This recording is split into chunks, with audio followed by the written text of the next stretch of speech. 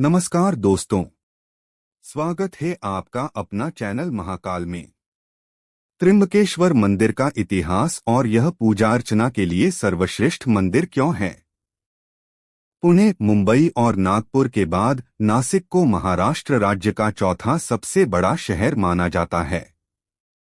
नासिक हिंदू तीर्थस्थल कुंभ मेले के लिए प्रसिद्ध है, जो हर 12 साल में आयोजित होता है। नासिक का ऐतिहासिक, सामाजिक, सांस्कृतिक और पौराणिक महत्व है।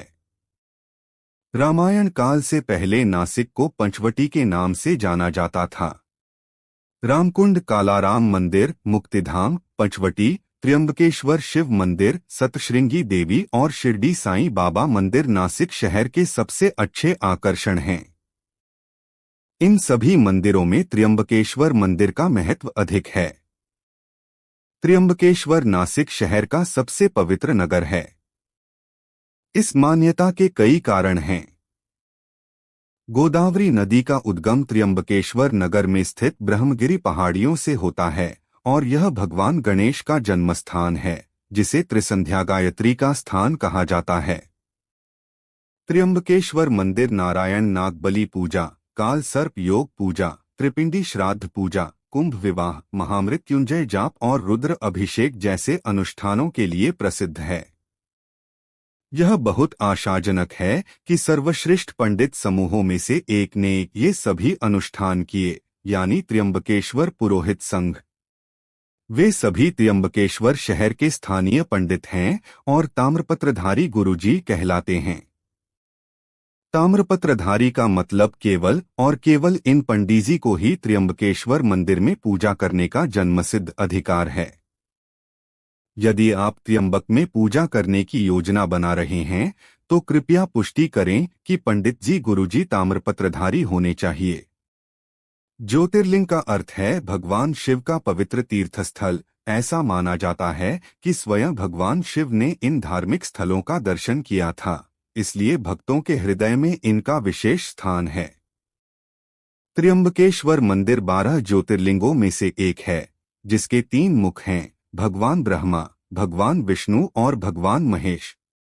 भगवान शिव का त्र्यंबकेश्वर मंदिर महाराष्ट्र के नासिक से लगभग 28 किलोमीटर दूर त्र्यंबक कस्बे में स्थित है, जो ब्रह्मगिरी पर्वत के निकट है, जहां से गोदावरी नदी निकलती है।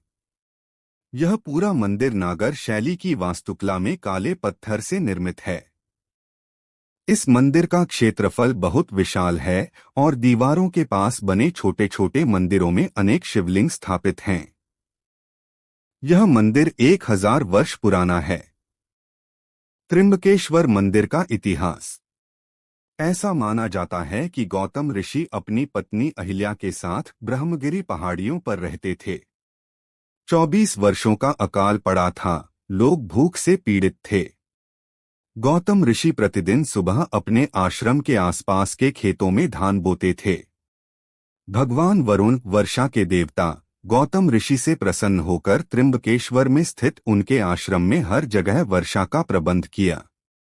गौतम ऋषि की अटूट भक्ति और नियमित प्रार्थनाओं के कारण भगवान ने उन्हें भरपूर अनाज से नवाजा। दोपहर में उन्होंने फसल काटी और अकाल के कारण गौतम के आश्रम में शरण लिए हुए ऋषियों के एक समूह को खिलाया। इन सभी ऋषियों के आशीर्वाद से गौतम ऋषि का पुण्य बढ़ गया। गौतम ऋषि की बढ़ती प्रतिष्ठा से इंद्र भी ईर्ष्या करने लगे। भगवान इंद्र ने बादलों को त्र्यंबकेश्वर में वर्षा करने का आदेश दिया, ताकि नारीत्व समाप्त हो जाए, ऋषि वापस चले जाएं और गौतम ऋषि के पुण्य कमजोर पड़ जाएं। गौतम ने सभी ऋषियों से वहीं रहने का अनुरोध किया और उन्हें भोजन कराते रहे।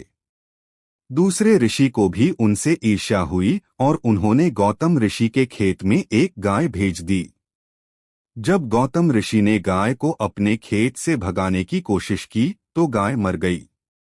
वह जया थी, देवी पार्वती की सहेली, जिसने गाय का रूप धारण किया था। गौतम बुद्ध ने भगवान शिव की आराधना की और उनसे गंगा नदी को मुक्त करने का अनुरोध किया। उन्होंने कहा कि गंगा में स्नान करने से उनके पाप धुल जाएंगे। भगवान शिव ने गंगा को मुक्त किया और उन्हें वहीं रहने का आदेश दिया। आज गोदावरी नदी में स्थित कुशावर्त कुंड को लोग गंगा के रूप में पूजते हैं। सभी ऋषियों ने भगवान शिव से वहीं रहने का अनुरोध किया, जिसे भगवान शिव ने त्र्यंबकेश्वर ज्योतिर्लिंग के रूप में स्वीकार किया। यह पूजा अर्चना के लिए सर्वश्रेष्ठ मंदिर क्यों है? ज्योतिर्लिंग की असाधारण विशेषता इसके 3 मुख हैं, जो भगवान ब्रह्मा, भगवान विष्णु और भगवान रुद्र का प्रतिनिधित्व करते हैं। ज्योतिर्लिंग के ये 3 मुख इस स्थान को और भी विशेष बनाते हैं। हिंदू मान्यता है कि त्र्यंबकेश्वर की यात्रा करने वालों को मोक्ष प्राप्त होता है। नासिक में त्र्यंबकेश्वर मंदिर को पूजा करने के लिए सर्वश्रेष्ठ मंदिर माना जाता है, क्योंकि नारायण नागबली पूजा, काल सर्प शांति, त्रिपिंडी श्राद्ध पूजा, कुंभ विवाह, महामृत्युंजय जाप और रुद्र अभिषेक ये अनुष्ठान केवल त्र्यंबकेश्वर मंदिर में ही किए जाते हैं। ऐसा कहा जाता है कि त्र्यंबकेश्वर में अनुष्ठान करना अन्य किसी भी स्थान की तुलना में अधिक प्रभावी होता है।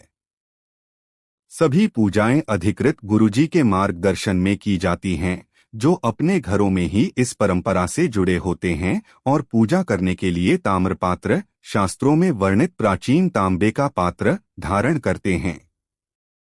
ताम्रपत्रधारी पंडित का अर्थ है वे पंडित जिन्हें त्र्यंबकेश्वर मंदिर में पूजा करने का जन्मसिद्ध कानूनी अधिकार प्राप्त है। इन सभी स्थानीय ताम्रपत्रधारी पुरोहितों को त्र्यंबकेश्वर पुरोहित संघ कहा जाता है। 1200 वर्षों से अधिक समय से पुरोहित संघ अथक परिश्रम कर रहा है और भक्तों की सहायता करते हुए उन्हें पूजा अर्चना के लिए सर्वोत्तम सेवा प्रदान करता है। इन कारणों से मेरा सुझाव है कि पूजा अर्चना के लिए त्र्यंबकेश्वर मंदिर सर्वोत्तम है। मेरे चैनल को सब्सक्राइब करने के लिए धन्यवाद।